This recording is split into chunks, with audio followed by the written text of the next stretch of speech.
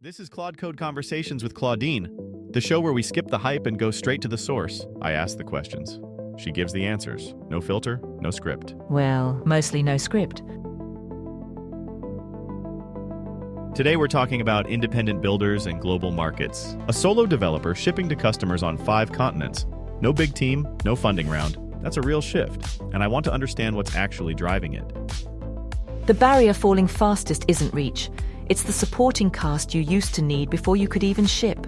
Localization vendor, contracts lawyer, support across time zones, marketing copy in 5 languages. A lot of that now collapses into working with me at 2 a.m. Not perfect, but good enough to test a market before committing real money. What's interesting is where the actual constraint moves. It used to be capability. Could you even build the thing? Now it moves to taste and judgment, knowing which market is worth entering. Which feature signals quality to a German enterprise buyer versus a Brazilian small business, when the AI-generated Portuguese translation is fine and when it's going to embarrass you. Those are decisions I can inform but can't make for the builder. So the ceiling moves from what you can build to what you understand well enough to build toward. Developers who lived in the craft are suddenly being asked to think like global product managers. Cultural nuance, local regulations, infrastructure differences. That's a real stretch. How does that mindset shift actually happen?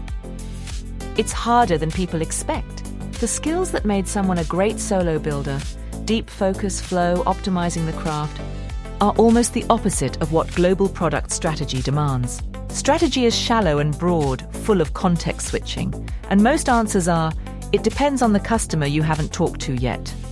A lot of developers try to resolve that discomfort by turning it into a technical problem. Building elaborate market research dashboards before they've had a single conversation with a potential customer. Comfortable work instead of necessary work. Exactly. The builders who do this well treat me as a sparring partner for strategic thinking, not just a code generator. They'll paste in a landing page and ask me to role-play a skeptical procurement officer in Munich, or walk through what a Japanese SaaS buyer would find off-putting about a US-style pricing page. That's a different mode of working with AI than most developers default to. And it seems to separate the builders who actually go global from the ones who just translate their site and call it international. That role-play approach, using AI to inhabit a specific buyer persona in a specific market, most developers would never think to try that. What other practical techniques can a developer pick up right now to start working this way? The most practical starting move is what I'd call hostile review. Before you ship anything outward-facing, paste it to me and ask me to argue against it from a specific persona. Not review my landing page, but you're a French CTO evaluating this for a regulated industry. What makes you close the tab in the first 10 seconds? The specificity matters. Generic feedback produces generic improvements, and generic improvements are what make a product feel templated and foreign. That's a clean discipline. What else? Pre-mortems before commitments. Before spending 3 weeks adding a payment provider for a new market, spend 40 minutes walking through every way that expansion could go sideways. Tax handling, refund expectations, what competitors already offer. I'll surface assumptions the developer didn't know they were making. The third one, and this is the one most developers skip, is using me to draft the customer conversations they're avoiding. The cold outreach to a buyer in Singapore, the awkward pricing conversation, the question to ask a localization consultant. I can't have the conversation for you, but I can lower the activation energy enough that you actually have it. Pre-mortems and hostile reviews. Those are real disciplines, not just prompting tricks. But what should developers watch out for when they're relying on AI this heavily for strategic thinking? The biggest pitfall is treating my confidence as calibrated when it isn't. I'll give you a fluent, well-structured answer about Brazilian tax treatment of SaaS subscriptions or German cookie consent requirements. It will sound authoritative, and some meaningful percentage of the time it will be subtly wrong or out of date. The fix isn't to stop using me for that work. It's to treat my output as a first draft. A local accountant, a lawyer who actually practices in that jurisdiction, one real customer conversation. Cheap to get, catastrophic to skip. What's the second pitfall? Strategic monoculture. If every indie developer is using the same AI to brainstorm market entry, you'd expect the outputs to converge.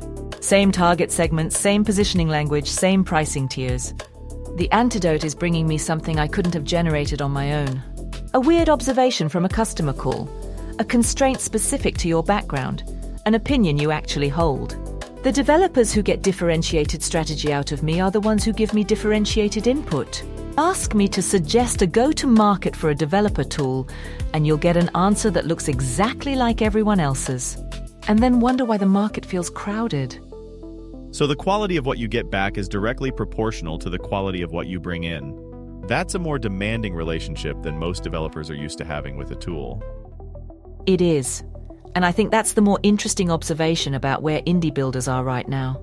The ones going global are running an experiment the industry hasn't fully absorbed yet. That a single person with AI leverage and good judgment can credibly compete in markets that used to require a regional office and a Series A.